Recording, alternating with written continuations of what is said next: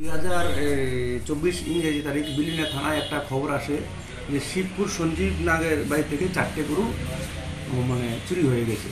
তো সেই মোতাবেক আমরা একটা মানে কেস রেজিস্টার করে সমস্ত থানাতে জানিয়ে এটা কাকরাবন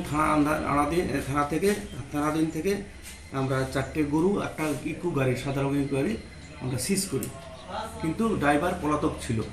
তো আমরা সোর্স মাধ্যমে লাগিয়ে গতকালকে মিজান মিয়া, আমাদের এই কেসের তদন্তকারী অফিসার শিবশঙ্কর সহ মেলাগড় থানার টিম মিজান মিয়াকে অ্যারেস্ট করে। তো ওর প্রাথমিক ইন্টারোগেশনে যে গাড়ির চালকের নাম আমরা পাই, সে হচ্ছে শাহজাহান মিয়া, বাড়ি বাইকড়া।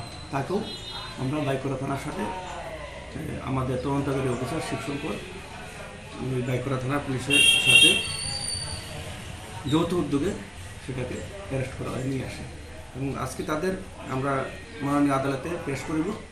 তো পুলিশ রিমান্ড 7 দিনের পুলিশ রিমান্ড চাবো এবং তাদেরকে